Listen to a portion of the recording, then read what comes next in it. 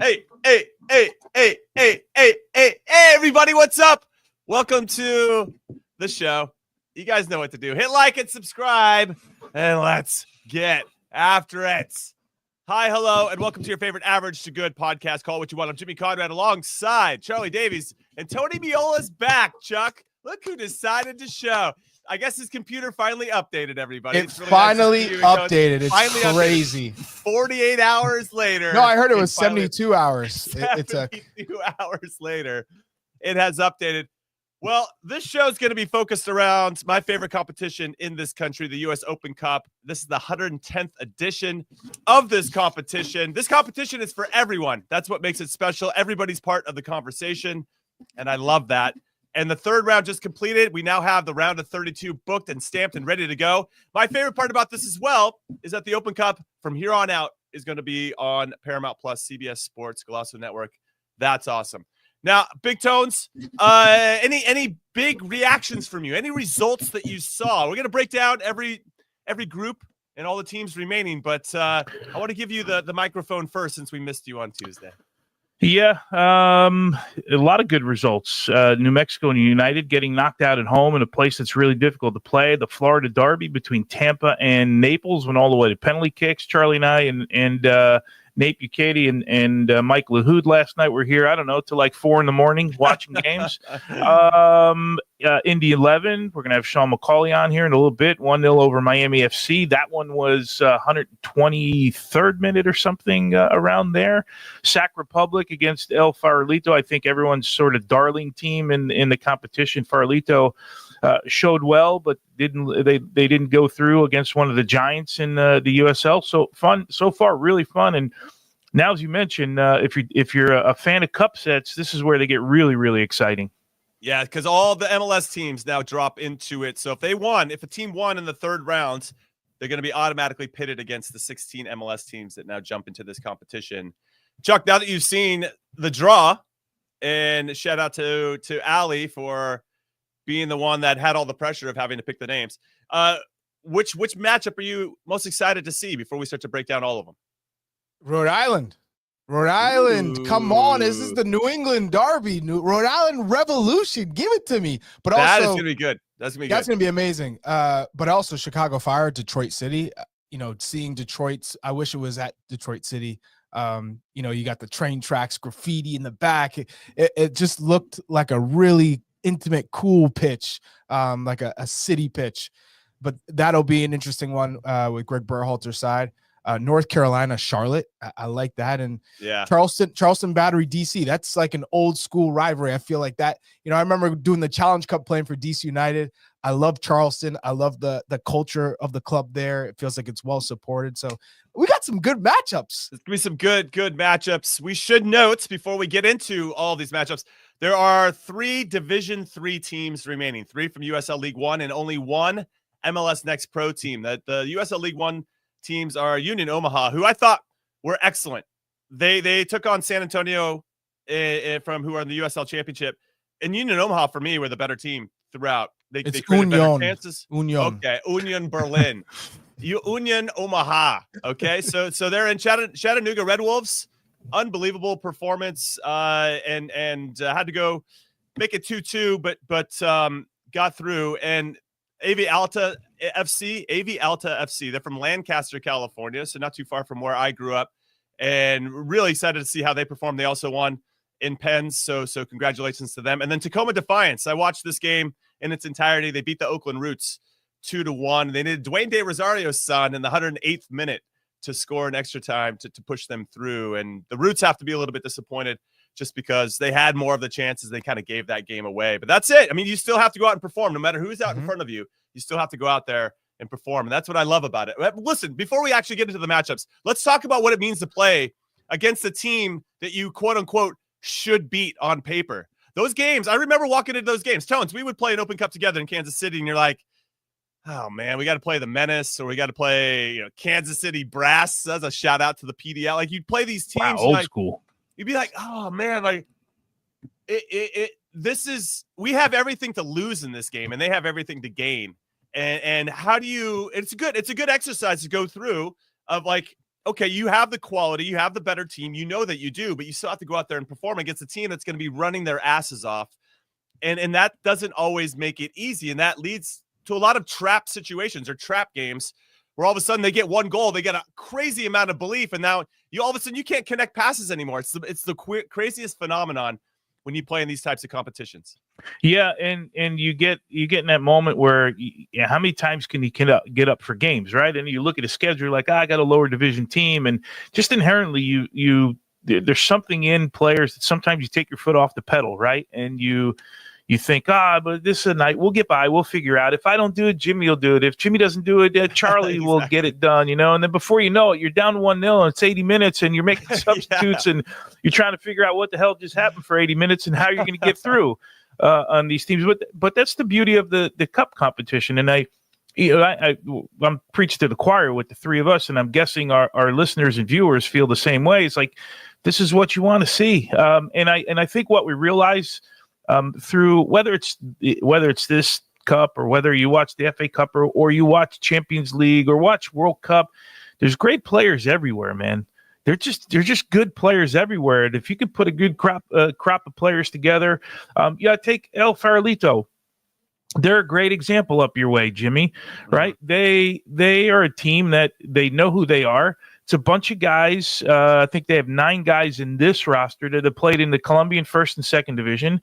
It's all done through the restaurant business up there that started a while back. And before you know it, you put a nice enough team together with skilled enough players, you organize them, and you have a chance to compete. Okay, they get knocked out last night, but that's what the story is. They've now gone through 5 consecutive years, 2 of those qualifying as the MPSL champions, where they prove that they can play the game. They're maybe not as deep as everybody else, but give them a chance and they'll hang in there for sure. So Chuck, is there a game that you played in the Open Cup? Because me and Tones are champions of this competition, so we don't remember this feeling. But is there a game where you're like, man, we just underperformed? I'll give it from this angle, because it is a real psychological battle. Because I'd say it's more about the mental aspect of overcoming some of these challenges. And let's be fair, we're entitled players sometimes. And you've grinded in high school, you've grinded in club, you grinded in college in a lot of cases, right? Especially back in our generation. You get to the promised land, you're playing on nice pitches, pristine pitches. You got nice stadiums, big crowds, and all of a sudden you're playing in a small stadium. It's, hunky-dory. You got patches of grass here, patches of grass there. Sometimes it's terrible turf. And for the most part, in the early games, maybe it's the guys who are on the bench for whatever reason, guys who are maybe were coming back from an injury. It is tough. It reminds me of those, early Sunday games that they used to have for reserve league in MLS. It's tough to get up for them sometimes. And so you're playing against a team that treats this like it's a World Cup. Because for some guys, it's like, this is my shot. Whether it works out, maybe this is the only time I get to play against an MLS team. Maybe this is the only time I get an opportunity to be scouted. And if I perform well, maybe there's a chance for me down the road.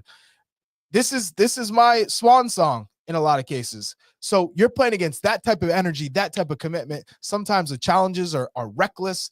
You're thinking about injuries. I don't want to get injured in this game. Certainly not a muscle pull or anything like that, a strain, but a tackle that would mess up my ankle, mess up my knee, put me out for the season. So those are some of the thoughts that are running through your mind.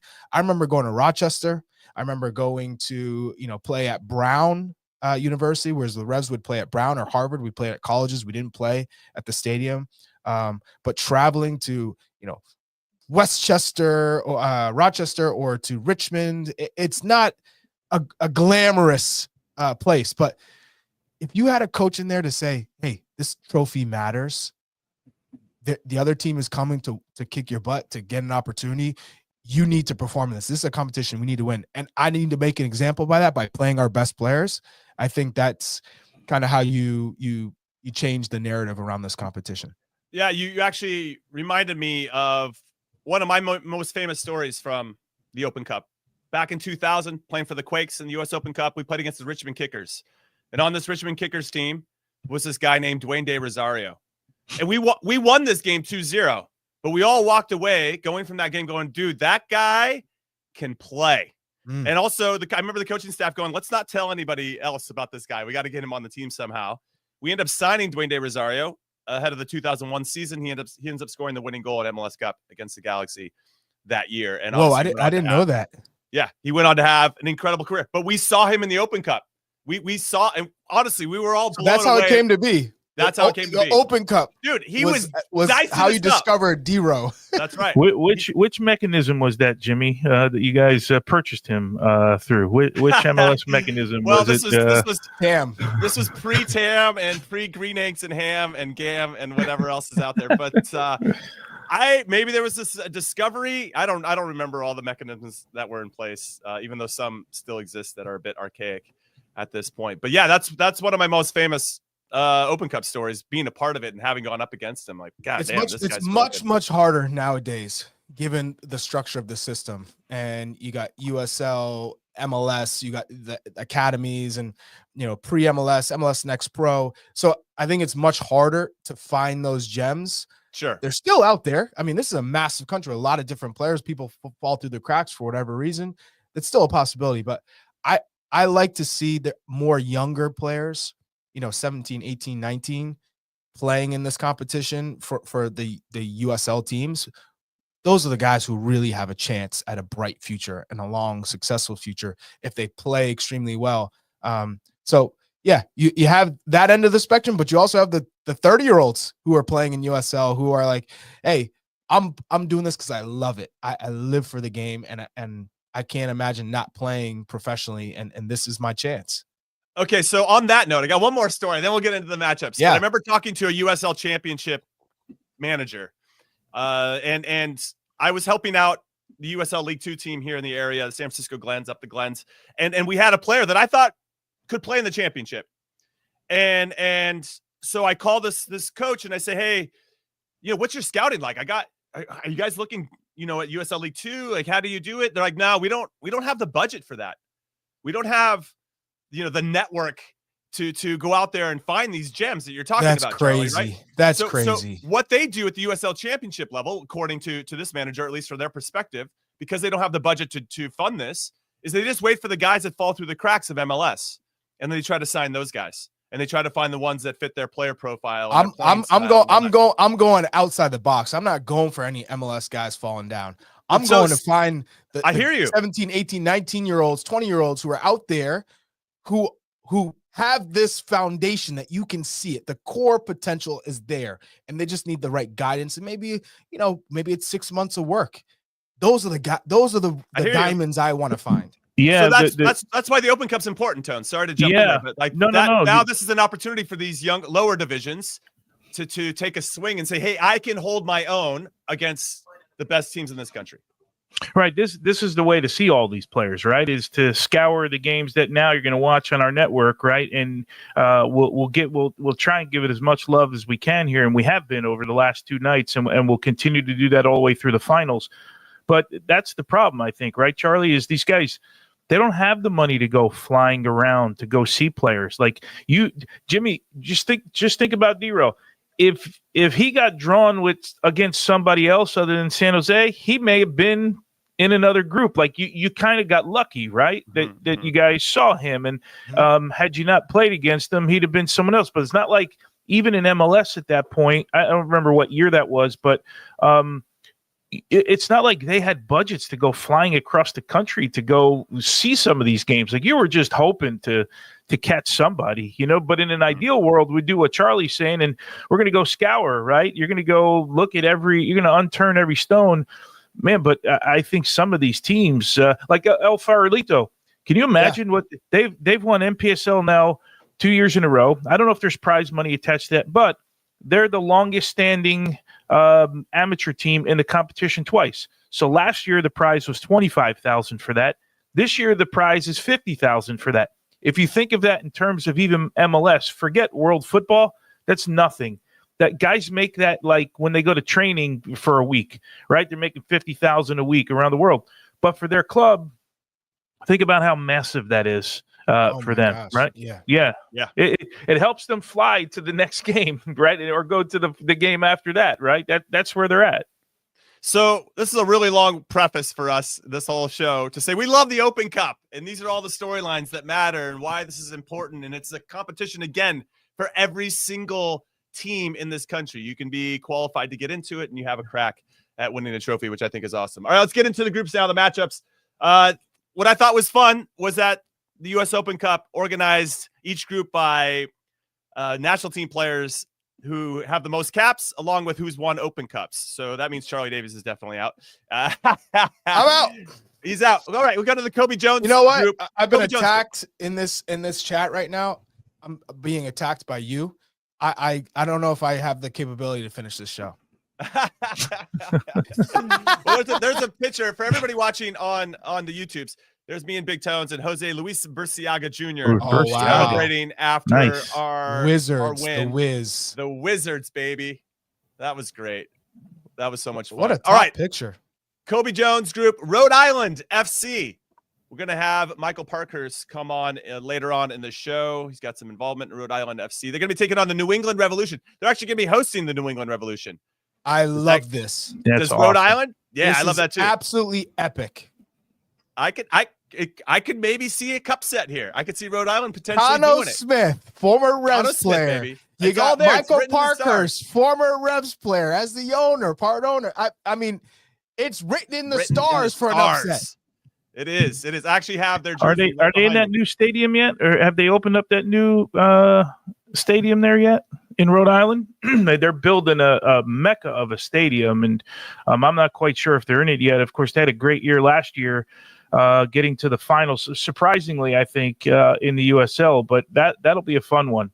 Yeah, it should be a good one. The winner of that game will play the winner of Chicago Fire and Detroit City. That's another fantastic matchup. And Chicago Fire has historically been a team that's always tried to win the Open Cup.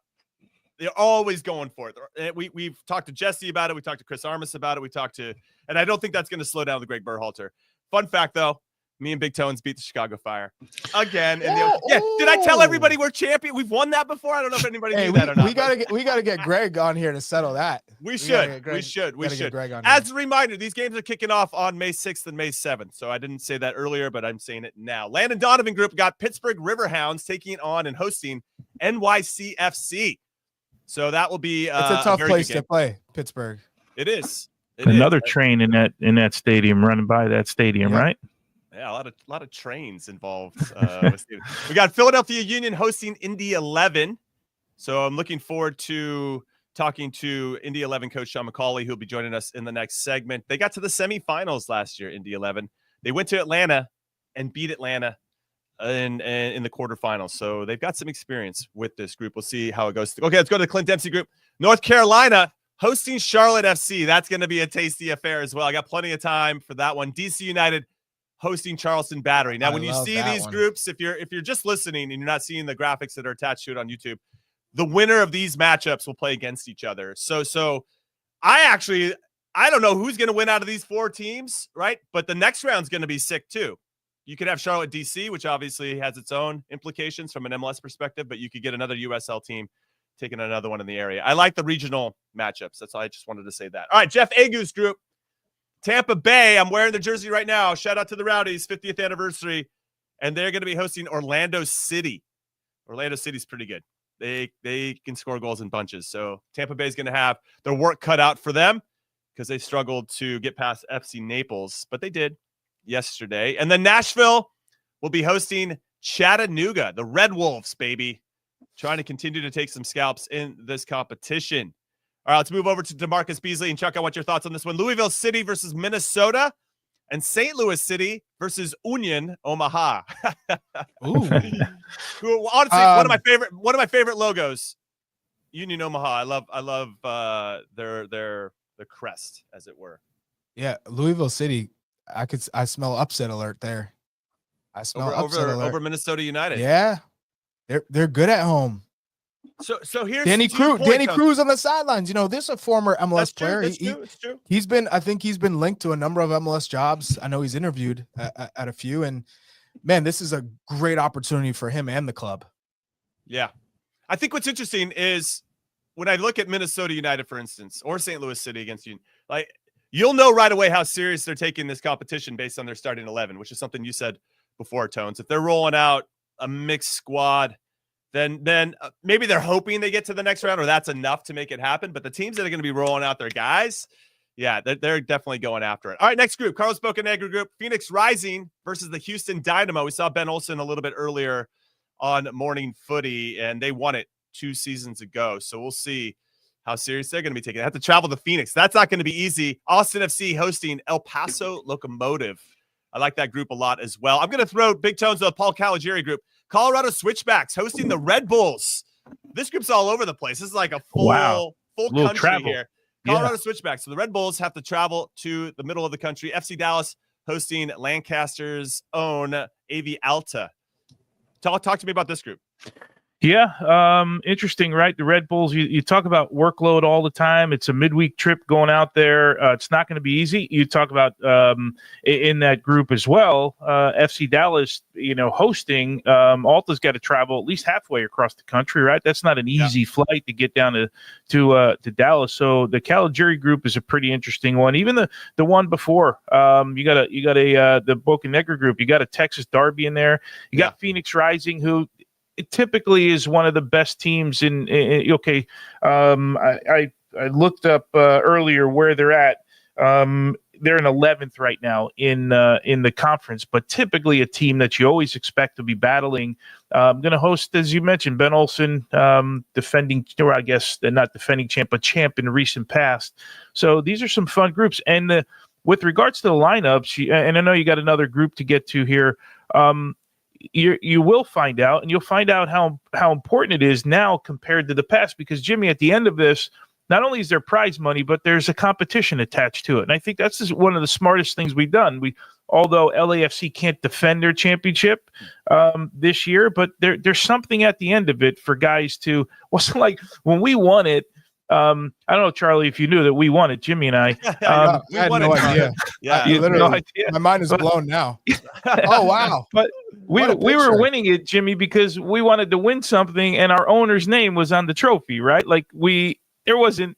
Did we get prize money? I don't think we did. Remember. I don't think it was anything of consequence. Otherwise, I would have remembered for sure. I'm sure we went to dinner together. Like we had a good dinner after that. Jimmy, that do you remember it. In 2011? I just looked this up. I'm like, I know I played U.S. Open Cup.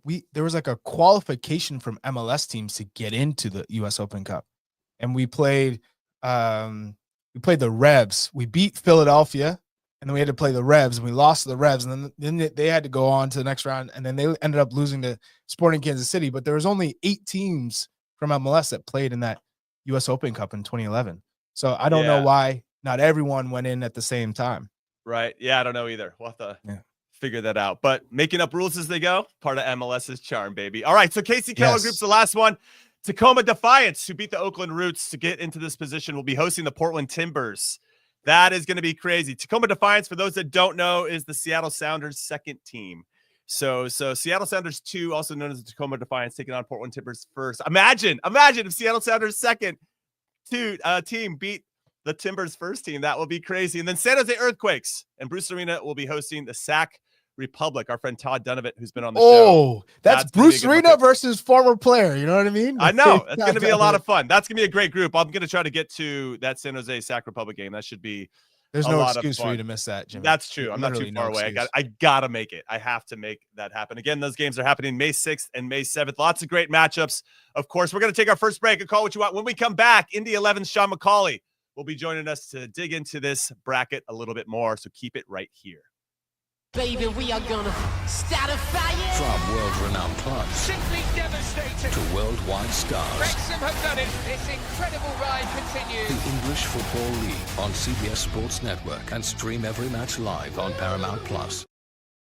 All right, welcome back in to Call What You Want. I'm Jimmy Conrad. I got Charlie Chuck Wagon, also known as Bingo Davies, and Big Tones. Tony Meola is here with us. I was going to have a cheeky name for you about not being able to update your computer, but it was going to be too long, and I said it anyway. All right, we're talking Open Cup, and that means we got to get somebody on who has had some success in this competition. He led Indy 11 to the semifinals before losing to Sporting Kansas City in last year's edition. His team is still alive after A late goal by Hayden White. He scored in the 123rd minute, right nice before header. penalties. Very nice header. On Bill Seal the Hamid, deal. too. We were talking about Bill Hamid being back on the pitch. And, man, what a header. Just blew right by Bill Hamid's left arm, I believe. I also want to give a shout out to the goalkeeper, Reece Charles Cook, who first game for the club, and he made some important saves. So doing it on both sides of the ball. Hopefully they can maintain that momentum. Let's bring him on the show. Sean McAuley from the Indy 11 is joining us. Sean, how are you? Great to see you. I'm very good, thanks, guys. Good to see you all. Okay, so talk to us about last night. And as someone that's actually been through this Open Cup adventure before, you have to have nights like last night, right? You have to survive a little bit so you can thrive in the future. Yeah, I mean, it's cup competition. You've got to go all the way to the very end, and you've got to win the ones at the start to get, the better games towards the end of the competition. And we had a good run last year. Managed to get to the semi-final and play KC, which was a great experience for our players. But I'll tell you, our toughest game, the one that we could have gotten out from, was the first round against Chicago Fire's second team. They give us, we did well in the first half in that game, and then they gave us the absolute runaround in the second half, and we ended up scraping a 1-0 win. But you don't really remember that. It's on to the next round and see if you can get a little further. Hey, Sean, congratulations. We hear all these teams around the world, right? Everyone talks about loading, right? And how much stress we can put on players and playing midweek all the time. You guys have the league. You also have the cup, the USL Cup that you've got to deal with, I think, all before you play the next round of this. Talk about it. We never talk about lower division teams that aren't nearly as deep as Manchester City or even an MLS team, and how you deal with all this, because it's still player safety for you, right? In the end. And how do you manage all of this? It's tough, especially, as you come down. We've all got now the strategies of recovery and things like that. But, when you come down the levels, we've also got travel implications towards us as well. We're not on these charter flights and everything else. But the players give their absolute maximum in every game. And, even if we're a little beat up, credit to our guys, they just go again and go again. Now, we do have to modify some of the training. We have to modify, rotating the squad and getting new, fresh players in. But I always go back to it when I was the academy manager at Sheffield Wednesday. We started talking about this because scientists came into the game and, they're wanting to have, their viewpoint heard. And quite rightly, you've got to listen to the experts in that field. But I always remember Cristiano Ronaldo, Paul Scholes, Lionel Messi. They were playing 50, 60 games a season. So, you've got to put it into perspective. We give our everything and maximum in every game. But, it's one of them where if you're fit and able to play, you're probably going to go on the field in the lower divisions. Gaffer, I just listened to an interview that you put out about controlling your opponents, right? And making them not so much saying, hey, we play our game, we're good. You want to control the game. When you're playing against some of these teams, like a Philadelphia Union, for instance, how do you approach that? Because, it's a balance of, okay, let's absorb some pressure. Let's play on the counter. Let's be exceptional on set pieces. But how do you get the most out of your players against maybe a superior opponent like a Philadelphia Union? We can't be when I spoke about controlling the opponents, I just got the impression with our group, we're still relatively new together. We brought a lot of people back, but everybody's looking to see what the coach wants and things like that. And I said to the players, I think there's a little disease in the game where we just concentrate on what we're going to do and we forget about what the opponent is. Everybody's tactically aware now because of all the information that everybody has, and whether you should play out from the back, whether you should play through midfield, you spread the lines out. If they push tight on you, you've got to do this, you've got to do that. The bottom line is it's a game where you're facing somebody and you've got to make them play bad. Now, for us, that might mean going and really putting a lot of pressure on the opponent to where they struggle to find space, and we're making them a lot of pressure to make them play poorly. On the other side of it, like you just said there, we're coming up against Philly. We might have to sit off certain players and allow them more time on the ball in different areas of the field. And that also would hopefully put a little bit of pressure on them and make them play poorly. And I think once we've figured that out, then we can start concentrating on what we're going to do. Like you said there earlier, like set plays is going to be big for us. And, you know, it's a situation where we want to really control the opponent by making them play poorly first and then, you know, putting our game on top of them. Well, Sean, for those that don't know, you were an assistant in MLS for both Orlando City and Minnesota United and had a chance to be the interim coach after Adrian Heath left Minnesota last season, or excuse me, a season and a half ago before you took over Indy 11. What did you learn about the American game during that time? And maybe what are the differences that you've seen between MLS and USL and if that gap is closing like we all think it is? Yeah, it's interesting, Jimmy, because I came across here and played for a season with Portland Timbers in 2002. Then I went back to the UK and got into coaching. I was a player coach to start with, then I went into coaching the pros in 2003, really. At 2002, I thought the gap was pretty close between MLS and the USL. Mm-hmm. You know, I thought it was pretty close. It was, you know, and maybe that was due to finances. You know, a lot of the players were getting paid well in the USL at that time. And then in 2012, I came back across to coach with the Timbers, and I was there for six and a half years. And I felt the gap was a lot wider than what it was when I was playing. Now, sort of having the last 11 years in the MLS and coming here, I'm seeing a lot of quality in the USL. And I will say this, I think there's quality in the USL 1 as well. You know, and I think that's probably down to the fact that MLS Next Pro is producing players. And everybody's sort of now getting a better program at a younger age group, or there's more opportunities at younger age groups. So we're creating more players. And these players are finding their way into the USL. You know, you look at the draft and the combine, I know is a little bit modified now. But if you look at the players that are coming out of the draft, a lot of them are international. So, you know, the ones that don't get taken because the international roster spots in the MLS are dropping into the USL, and they're good players. And I feel as though the standard is improving. I would say, on an honest opinion, it's difficult for the USL to catch the MLS because the MLS is not getting worse. Right. So what about the American player per se? The American players, yeah. I've always, you know, had a lot of respect for the American player. And now what I see is a lot of them getting more opportunities than what they've had in the past. I mean, you know, because you went across to Europe and you got your opportunity. The European players have always been treated with a lot more respect than what probably the American player has. And I don't know why. And I think now that there's been a lot of people that have traveled across from a younger age group, and everybody's gone, oh, well, you know, there's players there. I think there's always been players here. It's just now they're probably getting more opportunity. And that's credit to all the work that's done from all the coaches, all the clubs, everybody, you know, across the board. But that's not new work. That's been done all along. It's just more opportunities now are getting towards these young players. Sean, talk about the challenges of building this roster, right? You've got guys that, you know, I remember covering Elliot Collier in Chicago for a couple of years. You got all the way down to Aiden Stanley, who was a youth national team standout at so many different levels, has played in the league. Cam Lindley, who was so important for you last night. That in this league, you got to kind of find them from everywhere. And hopefully for you guys, you've been able to really draw some really good players into that club. Yeah, we've been fortunate to get the players that we've got. And I do feel for some of the players like you've mentioned there, for Elliot, for Aiden Stanley, you know, Cam especially, you know, them three have been in the MLS.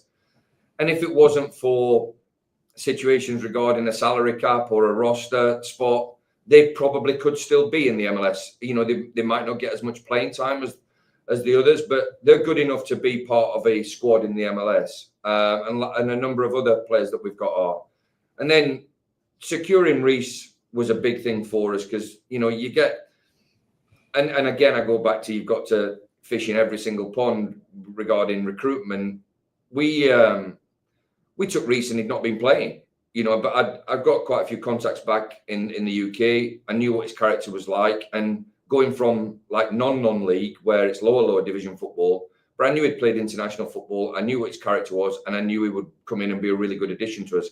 And people like that are worth the weight in gold to you because they're really, really desperate for the opportunity and they're happy to play a part in the squad. So that was a good one for us. And then the guy who scored the goal last night, And it must mean our name's on the cup, by the way, because I had him since he was 16 at Sheffield Wednesday, and I never saw that in him. So I don't know where that came from, because I've not taught him. Obviously, straight from the training ground, we decided the other 13 corners we weren't going to do anything. It was the 14th one that we were going to put the ball in. Fantastic. Yeah. So the fact that I've known him since he was a kid, really. And he moved home from London to come and live in Sheffield.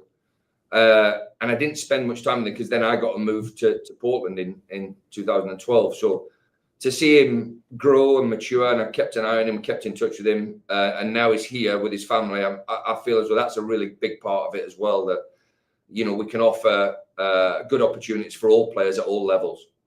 I got two questions for you. The first one, I don't know if you're aware of this MLS Next. We talked about youth players, and I know you've seen a fair share of youth both in England and here.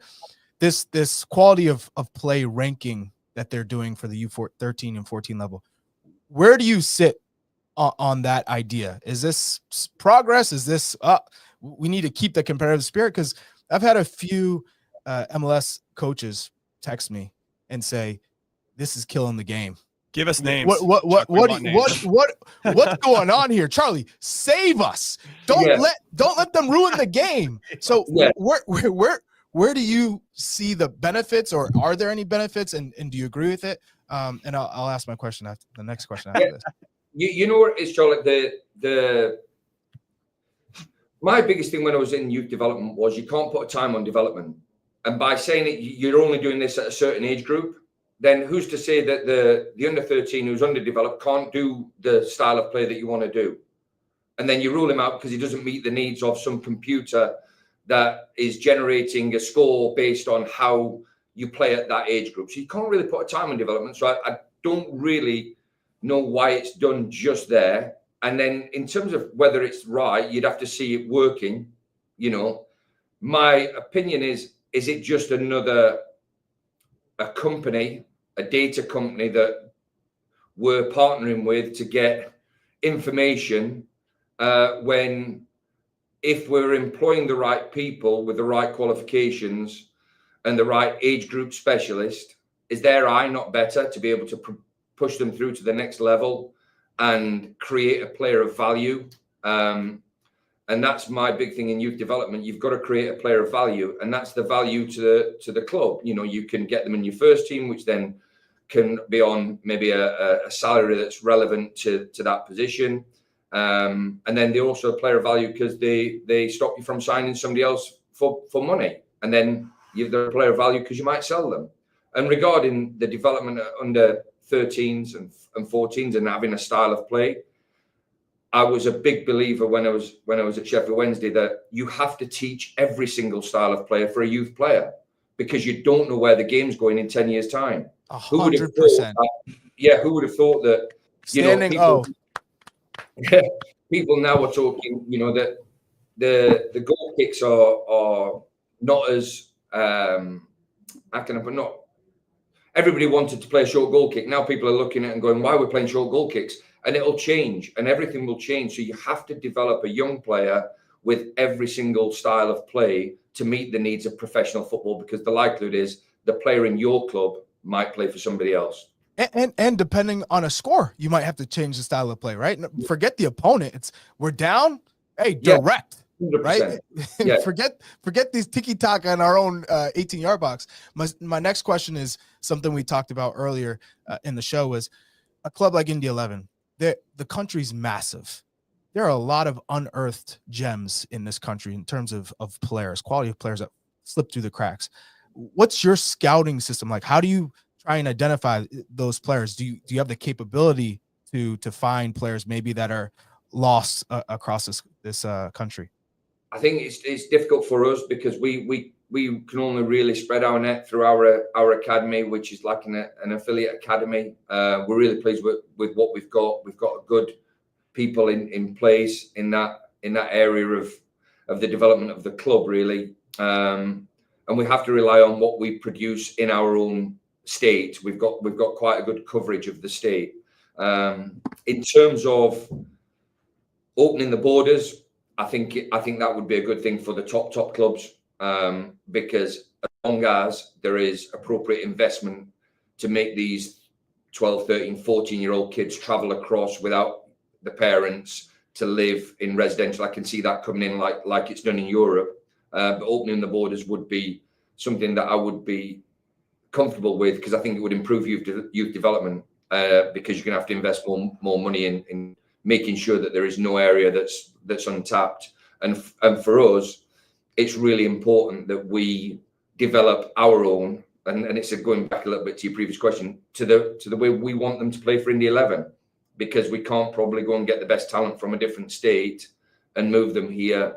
And, you know, it's important that when we do make a decision on a 14, 15, 16-year-old player, we get them into the first team environment. We teach them the basic principles of being a professional footballer. And, you know, hopefully that goes on board, and we'll just keep an eye on what we've got locally. They'd have to have enough Sean. green dots, though. You know. Well, that's true. Lots of green dots. We need a lot of green dots. Quality of play is very important.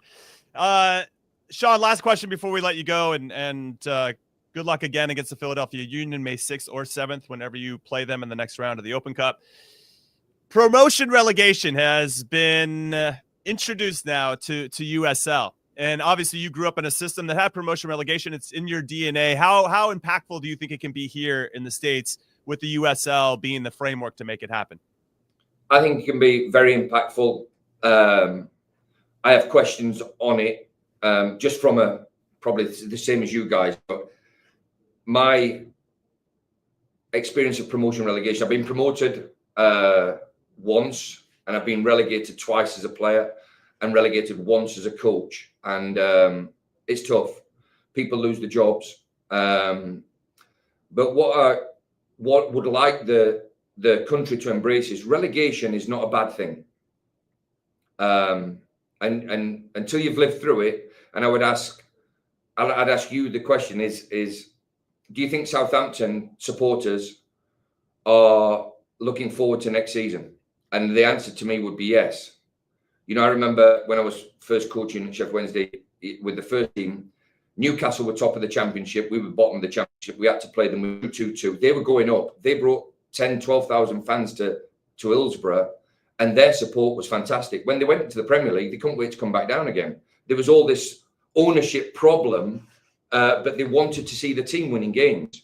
So if we can look at promotion and relegation as part of the game and don't and safeguard the clubs that if they get relegated, they can still be here and still be alive, then I think it might be a good thing. It's not a good thing for the wages, I could tell you that, for the players. Yeah, exactly. You've been through it, and that's where we've got a safeguard for, you know, the players can get another club and another job. Back home, it was the tea lady who's on the least amount of money loses her job.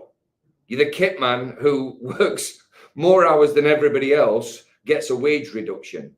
And I think we've got to make sure that we've got safeguarding in place for all the clubs, that if you get relegated, then, you know, you've still got to survive. You've still got to be alive. And I don't know whether that comes from a bond that you have to pay when you come into the promotion relegation system, you know. And then also you look at Luton Town now, and I'm talking about relegation being a good thing for some clubs. Relegation's been a nightmare for them, and they might go down again. Now, what they've had to do when they got promoted, they've had to make their stadium, you know, the same standards as Premier League standards. So they've had to spend all that money on the stadium, and next year they might be playing in League One. You know, it's a really tough situation, but that club will still survive and it'll still be alive. And that's where my view on promotion relegation in the US is: make sure we embrace it and safeguard all the clubs that are coming into it, and don't just, you know, move a franchise because it's got relegated and move the club somewhere else. Because it's not fair on all our supporters. We've got a fantastic support group, like support section, and all our season ticket holders. I would hate to see that if we got relegated, you know, it's up sticks and move the club somewhere else. Yeah, it's crazy, right? You look at Sunderland, you look at Leeds, like teams that have struggled for years and years to get back up. Really quick, Sean, we got hit with Division I for USL about 5 or 6 weeks ago, and immediately about Pro Rel. Did you guys as coaches have any input on this, or do you have any input moving forward with regards to the things that you're talking about now that you're going to have to safeguard against? I would hope that we would have some input. There might be a technical group. I'm not part of that. You know, I would hope that there would be, and not from. I'm talking really from a club standpoint, not the coaching. If I was talking just purely from a coaching point of view, I would then start asking, well, financially, you know, other, like you said, Charlie, other players going to be, you know, kept on the same salary. What we're going to do is there going to be a salary cap? You know, can you move a club and put them into the lowest division, pay them fortunes, and get them promoted, you know, within 2 years? You know, so it's all them sort of things I would say have to come into some sort of communication or conversation to make the coaching staff, you know, it's fair on everybody across the board, because it is a tough situation, promotion, relegation. But if you can embrace it, it can be a really positive thing for the in the country.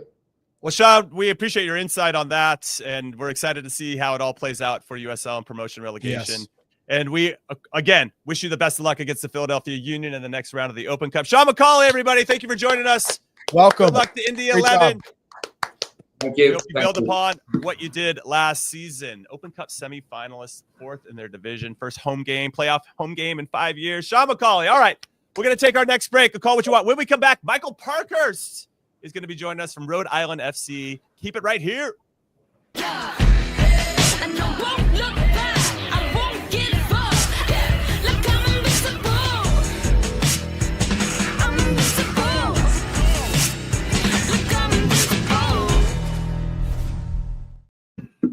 Oh, yeah. We're keeping the train rolling here. Call it what you want. A great U.S. Open Cup show on our hands. That was a great interview with Sean McAuley. A lot of phenomenal. Great insight. Awesome. Phenomenal. Yeah, it was very good. I feel like we could have had him on for another 3 segments, and he was a lot of fun, and obviously has a decorated career here as a coach. And so he has a lot of perspectives that I think are very interesting. But he's not alone as a special guest here on the show. Joining me and Big Tones and Chuck Wagon, Michael Parkhurst is joining us. Aye, Parky! Congratulations, Parky. Let's go. 2007, 2019. Great to see you as always, Michael Parkhurst. So congratulations, first and foremost. Rhode Island FC did the business. It was a little tight there at the end, but won 2-1. And now you find yourself in the next round hosting a game against the New England Revolution, your former club. How are you feeling? Excited. I think it's a dream game for us. Right? To have the opportunity to play the Revs at our stadium about 4 days after we open up the stadium. It's incredible. So it's an awesome opportunity for the club. Yeah, Michael, congrats. That is great. Tell us, I've been following this stadium deal here for a little bit, and you guys are building a palace up there. It looks like a great area. Tell us a little bit about it. Yeah, 10,500 seats, right in downtown Pawtucket on the water. It'll be an incredible venue. Thankfully, the team's in their training already. Everything's on target to open it up. We've got a huge opening weekend next weekend where we've got 100 plus youth soccer teams coming out on the field to do some things, make sure that we got the stadium up and running and the waterworks and all that stuff. And then we open it up May 3rd against San Antonio. So super excited. We've sold out the game already. It'll be, depending on the weather gods, it'll be an amazing day. Talk to us about the experience of being a part owner in this organization and the growth that you've seen, the performance, Connor Smith, the players that you've been able to have and develop.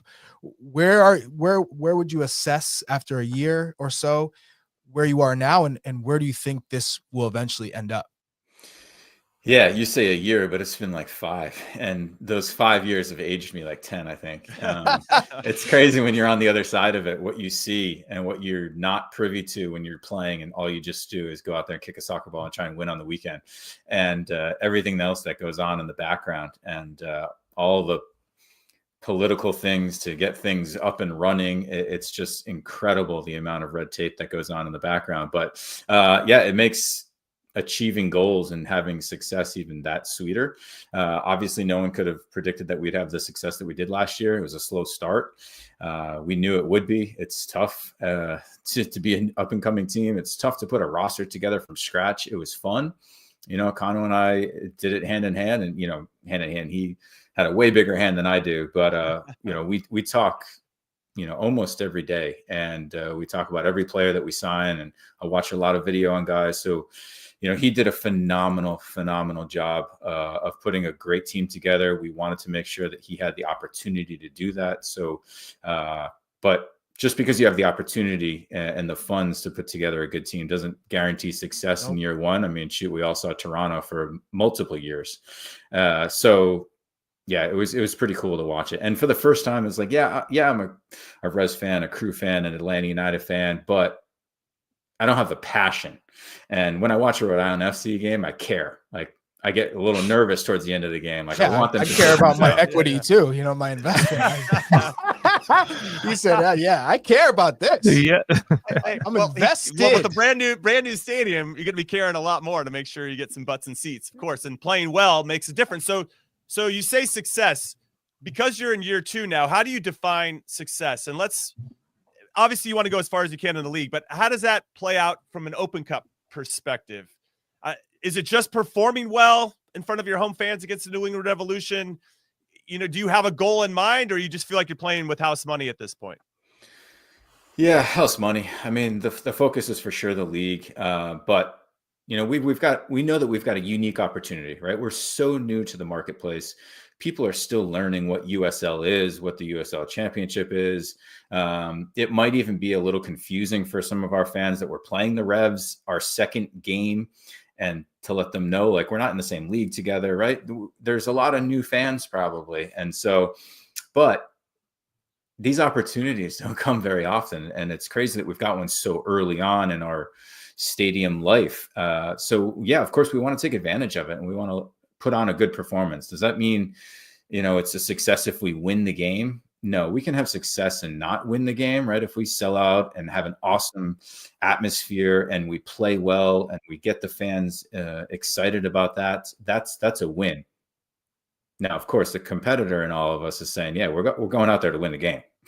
Yeah, and it would be legendary, absolutely iconic if you beat the Revs right in such an early stage of that stadium and an early stage of the club.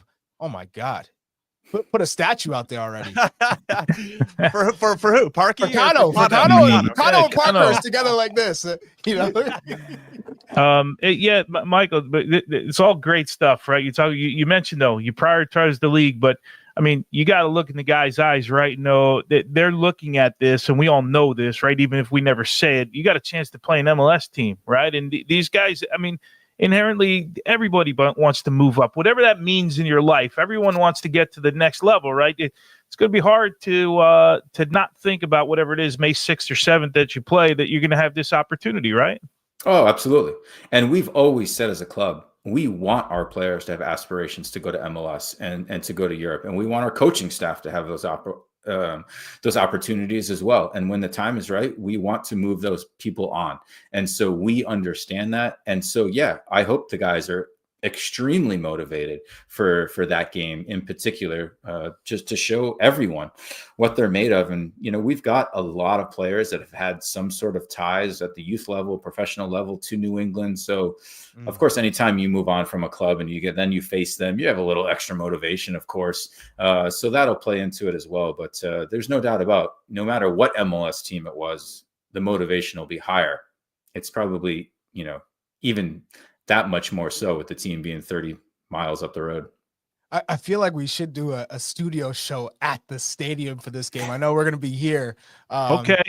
Yeah, I'm in. I guess we'll fly all the way over there.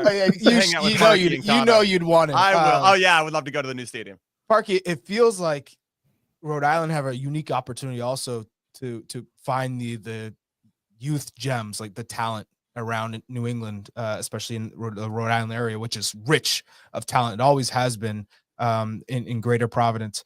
So how do you compete with the Revs in signing some of these players? You know, have there been players already that have, you know, you've had to tussle with the Revs for, and have you been successful, you think, in finding some of those players that have slipped through the cracks? Yeah, we've got a good relationship with all the youth clubs, and I say all, like there's 3, maybe 4 major clubs in Rhode Island, right? Bayside? And yeah, of course, Bayside. That's the Let's club go. I played for. Yeah, so it's a delicate balance, right? We can't go in there and try and own the youth atmosphere, right? We have to have relationships with these clubs, and it's challenging because a lot of them, or the top ones, play MLS next, and which is great for their players. But there's a delicate balance right now of figuring out where can we insert ourselves in the youth ecosphere, where can we get talent and not hinder any relationships, because we need these organizations to help us and put butts in seats, bring their players to our stadium, but also hopefully, of course, we want to find, you know, the next Charlie, the next Parky that's playing in Rhode Island and Southern Massachusetts and play for our club one day. Nico Cole-Luca. Shout out to Nico Cole-Luca. Absolutely. Jeff Cameron, Nico. Yes. All right, so Parky, let's talk about your own Open Cup experiences. You won it back in 2007 and 2019. How important was this competition for you during your career, and how do you pass that on to your club, Rhode Island? Oh, we got another winner in the building, huh? Yeah. You want to shove that down my throat, huh? I do. Okay. I do. Yeah. Sorry, Chuck. No questions for you on this one, because right. Winners only. Winners only. I'm out. Did win a trophy with New England. See, it can happen. Yeah, it was a lot of fun. I think that, you know, you said like we just kind of squeaked by the other night against Portland, and that's the Open Cup, right? How many times did we all play at lower division teams? And it's just so difficult. Grind. And it's a challenge. And, you know, some of the turf fields aren't the best. And, you know, it's a Wednesday when you've got travel for the MLS in the midweek, you know, on the weekend. And there's just so many obstacles. And so it's always a challenge, but it's always fun to go to these different venues and see what they're going through. How do they play? You know, where do they play? What's going on in their lives? So it's really cool. I'm not going to sit here and say that I enjoyed playing every Open Cup game, you know, on a Wednesday with games in between. But for sure, as the competition went on, right, it's different. You know, these one and done games are exciting. And so I'm really glad that MLS is still in the competition. And I know that it's still tweaking things and finding the right balance, but I think that's really important. And I'm glad that we've got this opportunity now to play an MLS club. Big Tones is on mute. It's part of our tradition. Big Tones on mute. Guys, I'm gonna use. I'm not on mute, Parky. They just don't listen to me. That's what it's come down to.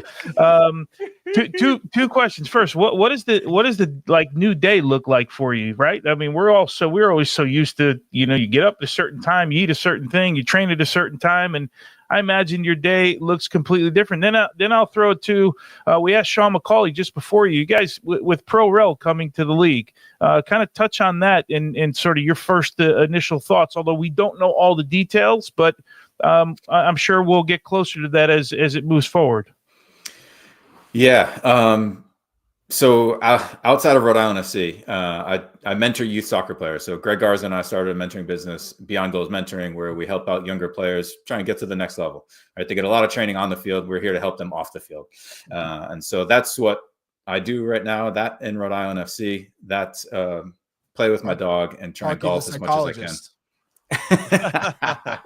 The mental side of the game was always better than the physical side for me, Charlie. You know that. Stop it. You were top. Don't downplay nothing. Scoring from half field, Champions League, and with Northland. Stop that. I'm not taking any of that. I had to use the brain.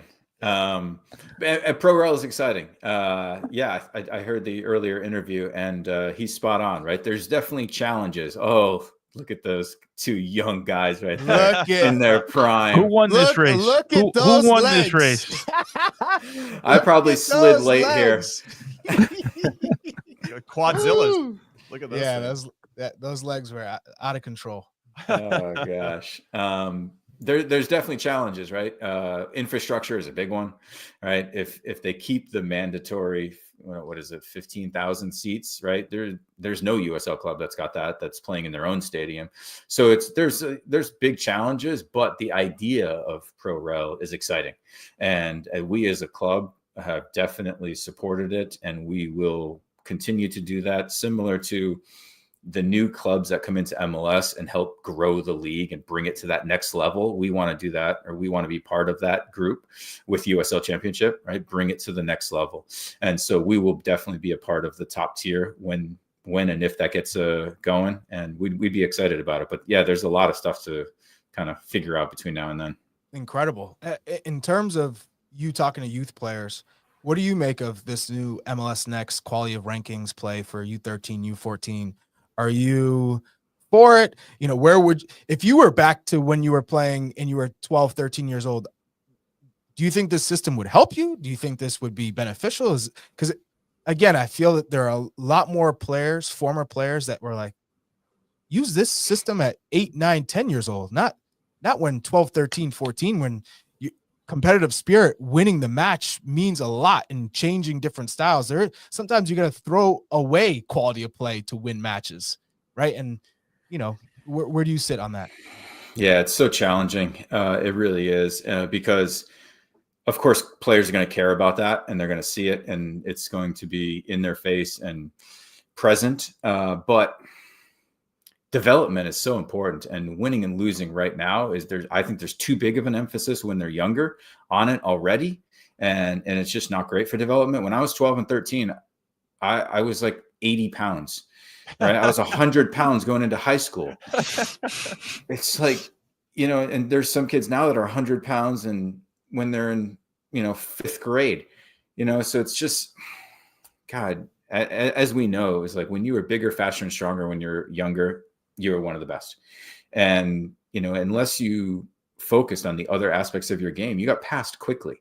And I was one of those guys that just passed guys as they continue to rely on those other things. And so I don't know, it's really challenging. I mean, from the team perspective, I get it. You want to focus on winning and having that competitive spirit, and that's important, but playing the game the right way is also important. And, having good sportsmanship at such a younger age, because again, the majority of these players aren't going to be pros, right? But hopefully they're going to be good human beings and learn a lot from being in these competitive atmospheres. Yeah. So Parky, on that, I think what you did when you were going through that and only, 80 pounds or whatever, you had to think the game. That was your way to solve problems against players that were bigger, stronger, faster. And that helped you develop into the player that you became. And I loved playing with you on the national team, playing against you, just super smart, and your positioning was excellent. But that got maybe overdeveloped because it had to be overdeveloped for you to survive before you could thrive in that space. And so I wonder how your style of play would have fit this MLS quality of play at around that age group if you just weren't standing out for the metrics that they were looking for. Obviously, a big conversation, and Chuck continues to want to continue to bring it up. And by the way, we got Luis Robles coming on the show right now. He wants to try. It's an important conversation. I know it is. To continue to have, right? The dialogue of coaches, players. Hey, I got him. Everybody. I got him. Hook, line, and sinker. I got Chuck. Okay, so I do want to pivot and talk about the Champions League, because you got to play against some very good teams in your Champions League experience, Chelsea, Juventus, amongst others. How cool is it to see more Americans playing in that competition, and talk about your experience in particular? Yeah, it's awesome. I mean, it's great to see more Americans playing in Europe, playing in these big teams, playing in big leagues, competitions. It's awesome. And for even somebody like me, it's just even better to watch a game that's got an American playing in it, right? If I'm choosing between Premier League games to watch on a Saturday, and Bournemouth's on, I'll probably watch the Bournemouth game. It's just, you want to follow the American players. And so that's extra special for us. And yeah, it was one of the best experiences of my life, that, the Olympics and winning MLS Cup. Yeah, Charlie, that's what the ball is. Olympics right here. Me and Chuck. We got robbed. I mean, just in terms of the quality that we had. It's always a sore subject. The worst tie of my career ever. 90th minute free kick under the wall. But yeah, I'm over it. I've gotten over it. Yeah. It's past me. Well, Michael Parkhurst, thank you so much for your time. Good luck to Rhode Island FC on either May 6th or May 7th at home in your brand new stadium against the New England Revolution. I hope that we can somehow wrangle ourselves to be there in person. That would be next level, putting some pressure on our producers to make that happen. Guys, let me know. Yes, we'll definitely let you know. Continued success with the club and for all the mentoring you're doing. Obviously important work for our youth. And again, best of luck in the Open Cup. All right, that's it. Call it a show. Call what you want. It's done for now. Good luck and congrats to all the teams that have made it to the round of 32. We wish you the very best. And you can catch all those games on Paramount Plus, CBS Sports, or Golasso Network. And we'll catch you after the weekend. Thanks for hanging out with us. We'll see you soon. Later.